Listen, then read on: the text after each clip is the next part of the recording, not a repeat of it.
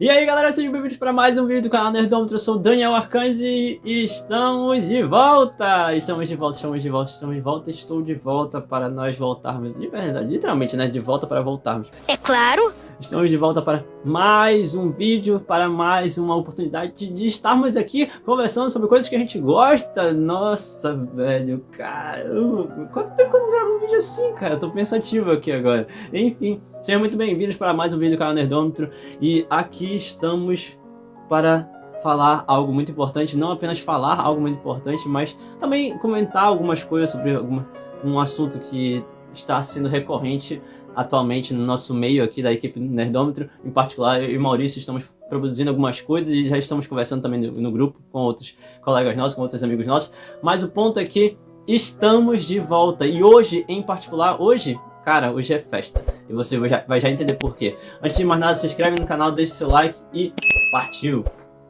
Então galera, é o seguinte, nós estamos neste momento produzindo algumas coisas, tanto para o podcast quanto para cá para os vídeos, né, aqui para o canal. Estou falando de algumas coisas, fiz alguns testes para retornar ao canal desde junho, assim, com alguns vídeos, né, Dark em particular, onde eu estava falando ali, já comentei algumas coisas sobre o God of War Law Fei, mas hoje o que nós estamos trazendo aqui, o que nós queremos trazer aqui é uma retomada de algo que talvez esteja se perdendo na nossa sociedade e que nós precisamos urgentemente trazer de volta, que vocês conhecem, que nós já estamos falando sobre, e vocês estão vendo aqui embaixo no título, né? Vocês já viram no título desse vídeo, que é literatura. Esse aqui é mais um episódio de Nerdômetro Literatura, e estamos trazendo de volta, estamos voltando com o Nerdômetro justamente, eu acho que trazendo uma força maior para a questão da literatura, que é algo que faz parte da nossa vida nerd, mas talvez não esteja fazendo parte da sociedade como um todo, e eu quero que isso alcance mais e mais pessoas. Então já compartilha, já mostra para outra pessoa, para outros amigos seus que talvez seja importante você assistir e conhecer os livros que eu vou trazer aqui para vocês. E por que já falar sobre literatura gótica em particular? Por que trazer justamente esse tema que é tão específico, né, no meio disso tudo? Justamente porque nós estamos falando sobre literatura gótica nos podcasts que vão sair esta semana, e é por isso que... Essa semana é ótima, né, que hoje é sexta-feira. Hoje é sexta-feira. Enfim, nós vamos falar justamente de literatura gótica nos próximos podcasts que vão estar saindo aqui, e é por isso que eu quero muito que vocês venham conosco nessa jornada, nessa caminhada para falarmos de literatura, até porque hoje em particular, né? Aqui, minha mão. Hoje em particular é o aniversário do canal Nerdômetro, junto com o aniversário de ninguém mais, ninguém menos do que o aniversário do Harry! Hoje é aniversário do Harry, gente, é aniversário de Harry Potter, né, nascimento dele. E hoje é aniversário do canal Nerdômetro. O primeiro vídeo que saiu no canal Nerdômetro foi falando sobre Wolverine. E cara, nossa, vocês não fazem ideia de como foi difícil gravar aquele vídeo. Meu primeiro vídeo gravado, literalmente, para um canal do YouTube, eu tava muito nervoso. Eu demorei quase um mês para conseguir ter coragem para aparecer com a cara na câmera. Enfim, gravei, saiu, editei da forma como deu para editar. E cá estamos. Depois de 9 anos, eu vou já chegar lá, vou já falar em relação a isso, mas sem mais delongas, vamos para o vídeo, vamos para o que interessa, né? Vamos para o assunto que realmente interessa. E para começar, primeiro livro dessa lista de 5 livros que são muito, muito importantes que você leia em relação à literatura gótica. O primeiro é ninguém mais, ninguém menos, Fausto, Goethe. Esse livro que saiu ali com a versão definitiva em 1808 e simplesmente ele abre toda a literatura gótica do século XIX, do século XIX, e aqui para nós ele é justamente o pontapé inicial para essa caminhada na literatura gótica, com a literatura gótica, e não apenas isso, ele também é o pontapé inicial para que nós possamos literalmente falar sobre coisas que são interessantes, sobre pontos interessantes de se recomendar, digamos assim, né? E aí tá, mas sobre o que se trata o livro, Daniel? Então, o livro nada mais é do que um homem que começa a barganhar com o demônio.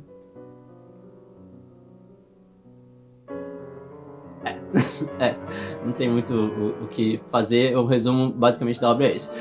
Lógico que eu não posso simplesmente chegar aqui e falar apenas nesse resumo básico, assim, né, de Goethe em particular, em relação ao livro, né, a obra de Fausto, mas basicamente esse resumo, é isso que de fato se trata no livro em si. Mas o grande ponto, e até para entender também um pouco da questão do gótico, que também estamos falando, obviamente estamos explicando ali no que está inserido dentro de todo o conteúdo dos podcasts, o gótico ele vai trazer a ideia do sublime, mas o sublime dentro daquilo que pode parecer meio assustador ou que é estranho, que inicialmente causa um certo incômodo, mas que dentro desse incômodo você fica curioso para querer ver mais, para querer saber mais.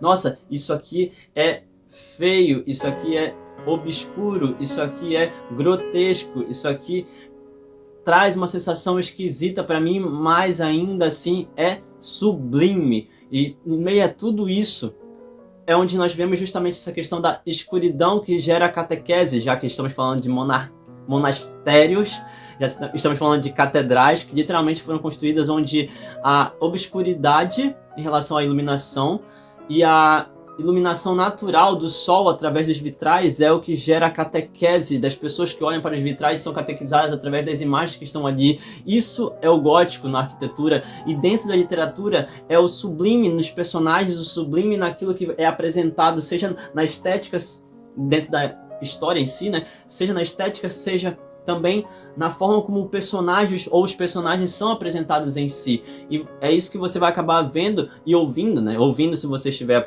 acompanhando os podcasts, e vendo à medida que você vai lendo cada uma das histórias e assistindo alguns filmes também, em particular. Tem algumas histórias que se tornaram filmes, né? Mas o grande ponto aqui, sem mais delongas, é compreender que o primeiro livro dessa lista é justamente Fausto de Goethe. Se você não leu, de verdade, leia!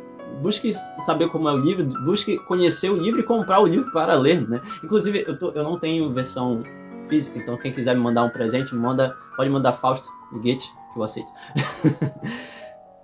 Segundo livro dessa lista é nada mais nada menos que Frankenstein, ou O Prometeu Moderno, de Mary Shelley, 1818. E enquanto o Brasil estava passando por uma pataquada em relação à sua independência e a ascensão do Império Brasileiro.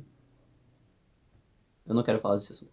Enfim, enquanto nós estávamos passando por uma situação bem complicada, lá na Inglaterra, Mary Shelley estava publicando nada mais nada menos do que Frankenstein. E aqui não tem por que eu me demorar, não tem por que ficar enrolando para tentar explicar para vocês qual é a história, qual é o filme, porque essa é uma das histórias mais conhecidas justamente da literatura e também nos filmes. Só que tem um detalhe que eu quero comentar aqui com vocês e que talvez seja justamente por isso que eu coloquei esse livro aqui. Não apenas pelo fato de que Frankenstein é muito conhecido, mas pelo simples fato de que Frankenstein, de Mary Shelley, eu creio, em particular, que a literatura de Frankenstein está se perdendo. Poucas pessoas está diminuindo a quantidade de pessoas, não que poucas pessoas estão lendo, mas está diminuindo a quantidade de pessoas que estão lendo o livro porque acreditam que a história do filme já é o suficiente para si. Tem muitas pessoas por aí que obviamente só preferem ver filmes, tem muita gente por aí que só gosta de assistir as séries e por aí vai. Então vamos começar a dar um valor a mais para os livros que inspiraram as obras audiovisuais, né? Para os livros que deram direção para as obras audiovisuais. Tem coisas que aparecem no livro que não tem no filme, tem coisas que aparecem no filme que não tem no livro. Então, por aí vai, né? Já por aí você consegue entender do que eu estou falando. E se você pegou a referência quando eu disse Frankenstein, você está de parabéns. Próximo livro, nada mais nada menos do que Northanger Abbey. É uma coletânea de contos de Jane Austen. Jane Austen. Na época, ela era só Austen que estava aparecendo nos livros, enfim, porque ela publicava só com o sobrenome, né, o sobrenome de casada, para não apresentar-se como mulher, para que não soubesse que era uma mulher que estava escrevendo. Mas depois disso, aos poucos, ela foi tomando coragem, a realidade de onde ela estava inserida foi mudando, e aí ela começou a se apresentar de fato como Jane Austen, e Jane Austen escreveu nada mais nada menos do que Northanger Abbey, que é uma das histórias é uma coletânea de contos românticos que são ambientados em literalmente situações de gótico, né?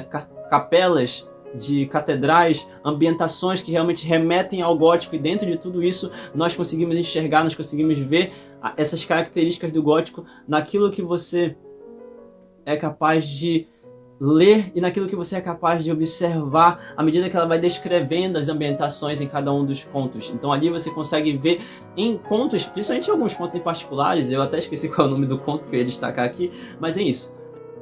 Próximo livro, o quarto livro dessa lista é nada mais nada menos do que A Lenda do Cavaleiro Sem Cabeça, Washington Irving, ou Washington Irving, que é um estadunidense, um norte-americano, que escreveu ali finais do século XVIII, início do século XIX, ali meados do século XIX, ele absorveu uma das lendas mais conhecidas do leste e centro-leste dos Estados Unidos, uma lenda muito conhecida que foi absorvida também de alguns ingleses, alguns irlandeses que vieram lá da Grã-Bretanha, vieram do Reino Unido para os Estados Unidos, para o nascente povo estadunidense, que naquela época estava passando pela sua guerra civil de independência, pela sua guerra de independência, pelas batalhas de independência. E ali, no início do século XIX, Washington Irving começa a escrever, começa a atrair para uma região, para uma cidade abandonada, que é conhecemos como Sleep Hollow,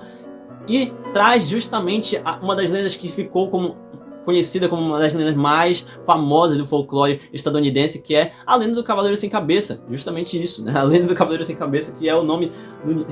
Em alguns lugares é o nome do livro, em outros lugares não é. Tem alguns lugares que é justamente Sleep Hollow o nome do livro.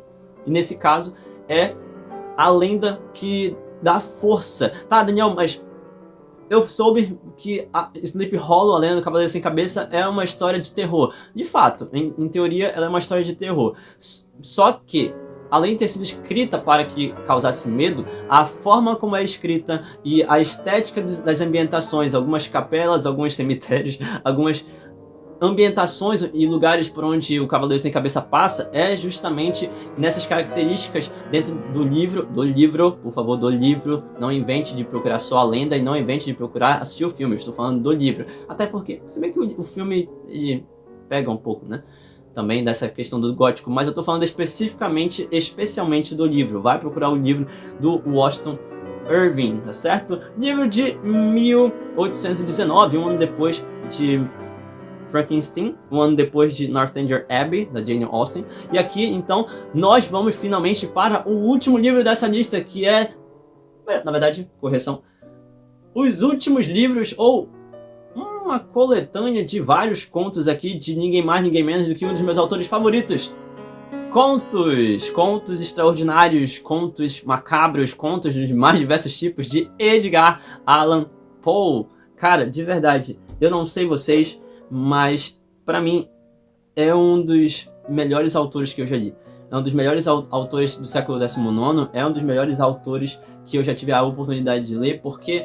E aí, particularmente, é até complicado dizer um conto que seja interessante de você ler, é até complicado dizer um único conto, uma única história para você ler que seja ligada ao gótico. Por quê? Porque, olha o título de alguns contos dele. Vou ler para vocês aqui uns títulos de alguns contos dele, porque é algo tão macabro, é algo tão profundo, e ao mesmo tempo que é macabro, para mim, inclusive, dando minha opinião aqui, comece por Lídia, ou Lígia, como você preferir, que é um livro onde ele está falando de melancolia, onde ele está falando de morte, onde ele está falando de uma reflexão póstuma, onde ele está relembrando, né, trazendo a memória da amada, o eu lírico no caso, né, não Edgar Allan Poe, mas o eu lírico está trazendo a memória da amada dele, que morreu. E lembra do que eu falei em relação ao gótico, que tem a questão do sublime, o estranho que é sublime, a estranheza que gera uma curiosidade que atrai? Pois é tão macabro, tão estranho, tão confuso, e em determinado momento te deixa meio, sei lá, meio nem lá nem cá, que ainda assim esse conto consegue te atrair e consegue te fazer querer saber mais, e às vezes até reler, porque talvez você tenha se perdido no meio do caminho e você vai ter que voltar e ler tudo de novo, porque senão você não vai entender o que ele está dizendo. Isso é algo muito interessante. E para outros contos também que você pode ler, como é o caso, por exemplo, do O Gato Preto. O Gato Preto, a máscara olha só, a máscara da morte rubra. Tá entendendo o que eu quero dizer? A máscara da morte rubra, Sombra, uma parábola, O Diabo do Campanário. O Diabo do Campanário, sabe? A Queda da Casa Usher, entre outros contos que você pode ler do Edgar Allan Poe. Tá, Daniel, mas como é que eu vou ter certeza que Edgar Allan Poe vai trazer algo do gótico? Quer um exemplo? Assiste Wandinha. Tá lá.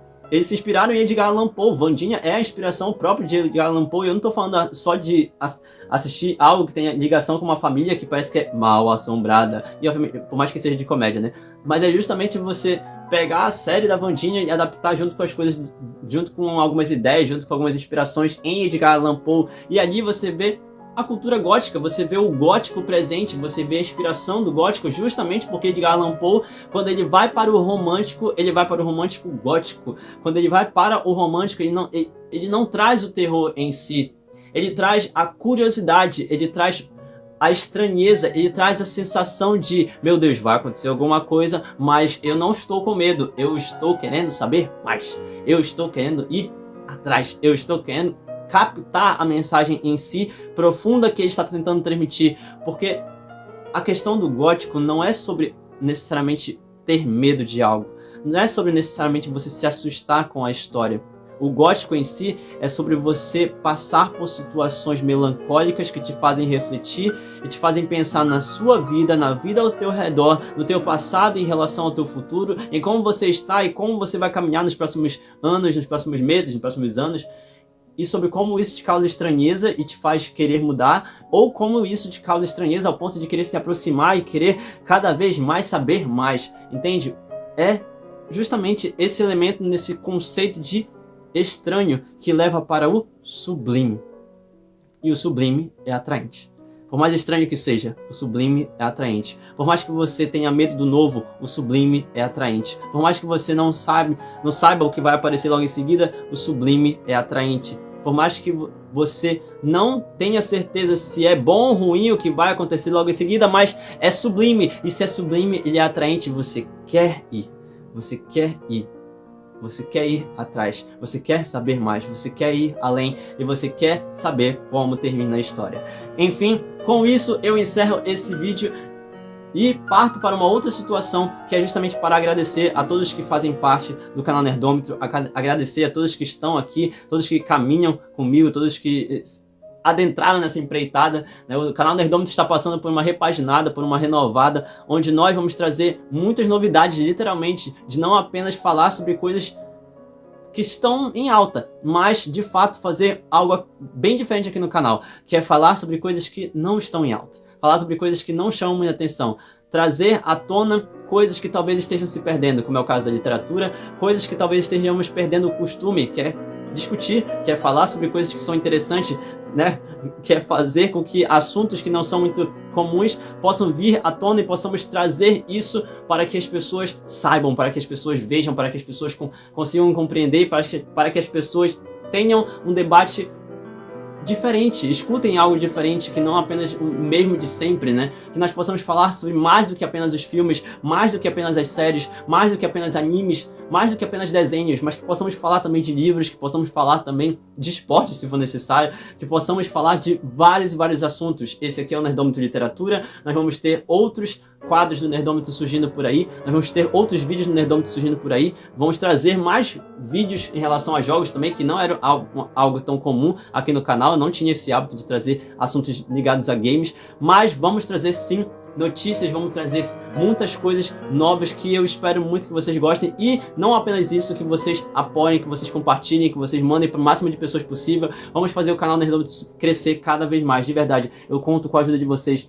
Vamos fazer com que o canal Nerdômetro cresça cada vez mais. E para você que faz parte do canal, minha equipe que fica por trás, que conversa, que vocês conhecem dos podcasts, que vocês escutam dos podcasts junto com a gente, muito obrigado por fazerem parte dessa empreitada, por brincar, por gravar comigo, de verdade.